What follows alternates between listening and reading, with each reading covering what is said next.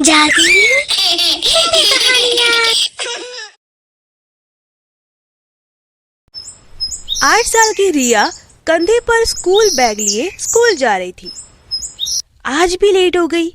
अगर मैडम ने क्लास में घुसने नहीं दिया तो मैडम से माफी मांग लूंगी। ऐसा सोचते हुए रिया स्कूल पहुंच जाती है। रिया को देखकर उसकी मैडम कहती है, क्या बात है रिया, आज भी लेट आई हो? आज क्या बहाना है तुम्हारे पास? बहाना नहीं है मैडम, माँ की तबीयत बहुत खराब है। वो लोगों के घरों में काम पर जाती है। बीमारी के कारण माँ काम पर नहीं जाती तो मुझे काम पर जाना पड़ता है, इसीलिए देर हो गई। ठीक है, आओ।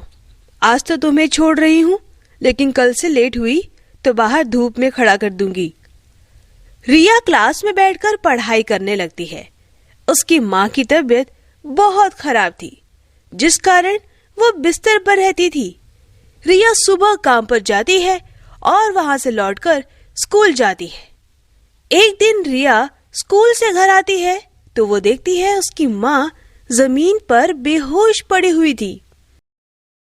माँ, उठो माँ, माँ, तुम्हें क्या हुआ है माँ? रिया बहुत परेशान हो जाती है। वो शारदा के चेहरे पर पानी के छींटे डालती है, जिसके बाद शारदा को होश आ जाता है। माँ, आपको क्या हो गया था माँ? चलो मैं तुम्हें हॉस्पिटल लेकर चलती हूँ। नहीं रिया बेटी, हॉस्पिटल में इलाज कराने के लिए पैसे कहाँ हैं हमारे पास? माँ, आज ही मालकिन ने तनख्वाह दी है, तुम हॉस्पिटल चलो। रिया अपनी माँ को हॉस्पिटल ले जाती है। वहाँ डॉक्टर शारदा को हॉस्पिटल में एडमिट करा देते हैं। उसकी देखभाल करने के लिए रिया कुछ दिनों तक हॉस्पिटल रहती है और वो स्कूल भी नहीं जा पाती।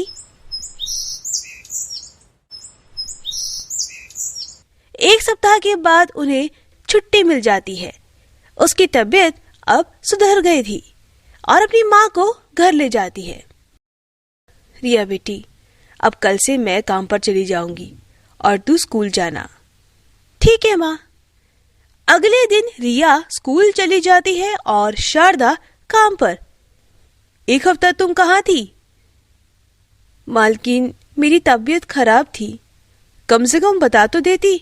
मैंने सोचा तू अब काम पर नहीं आएगी, इसलिए मैंने तेरी जगह दूसरी काम वाली रख दी। इस तरह शारदा की नौकरी चली जाती है और उधर मैडम रिया को बोलती है, रिया, तुम एक हफ्ते तक स्कूल नहीं आई और तुमने स्कूल की फीस भी नहीं भरी, इसीलिए तुम्हारा नाम स्कूल से काट दिया गया है। लेकिन मैडम, मेरी माँ की तबीयत बहुत खराब थी, सारे पैसे उनके इलाज में खर्च हो गए, इसीलिए मैं स्कूल नहीं आ सकी और फीस भी नहीं भर सकी। मैं अगले महीने स्कूल की फीस भर दूंगी, प्लीज मेरा नाम मत काटिए। नहीं रिया, अब कुछ नहीं हो सकता। प्रिंसिपल ने तुम्हें स्कूल से निकालने का फैसला किया है। शारदा और रिया दोनों घर आ जाते हैं, लेकिन दोनों एक दूसरे को कुछ भी नहीं बताते हैं।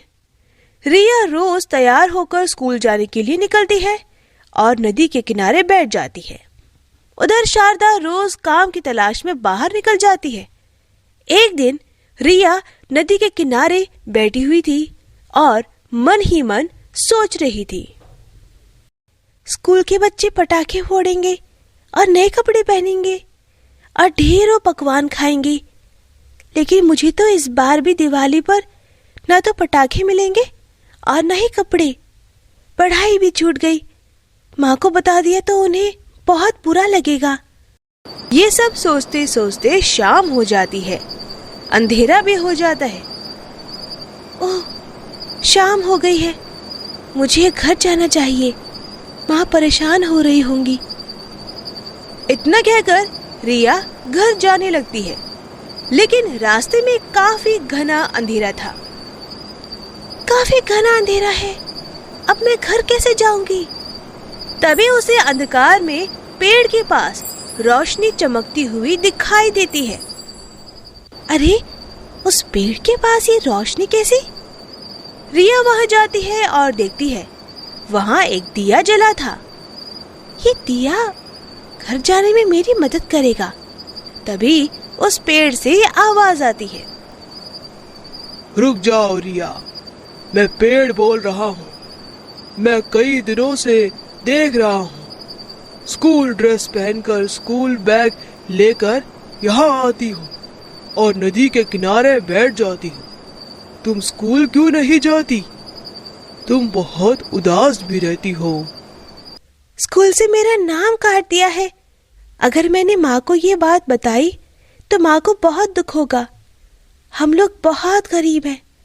मेरे पास स्कूल की फीस भरने के लिए पैसे भी नहीं हैं। दिवाली का त्योहार भी आने वाला है। हमने कई सालों से दिवाली का त्योहार भी नहीं मनाया। ना तो हमारे पास दिए खरीदने के पैसे हैं और ना ही नए कपड़े खरीदने के लिए पैसे हैं। अच्छा, तो ये बात है। ठीक है, तुम इस दिए को अपने घर ले जाओ और ये दिया तुम्हारी मदद करेगा।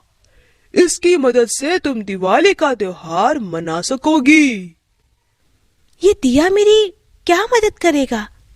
ये कोई साधारण दिया नहीं है, ये एक जादुई दिया है। ये दिया कई सालों से यहाँ जल रहा है। ये दिया कभी नहीं बुझता। बरसों पहले एक महात्मा ने इसे मेरी खोखड़ में जलाया था। तब से लेकर आज तक ये दिया कभी नहीं बुझा। इस दिए से तुम जो मांगोगी तुम्हें सब कुछ मिलेगा। अच्छा, धन्यवाद पेड़ जी। अब मैं चलती हूँ। उस जादुई दिए की रोशनी के सहारे रिया अपने घर पहुंच जाती है। उसकी माँ शारदा उसका इंतजार कर रही थी। रिया बेटी, तुम कहाँ थी? मैं तुम्हें कब से ढूंढ रही थी। मैं बहुत डर गई थी बेटा। तुम्हें हर जगह ढूंढा, तुम कहीं नहीं मिली। और ये दिया कहाँ से लाई तुम? फिर रिया पेड़ की बताई बात अपनी माँ को बता देती है।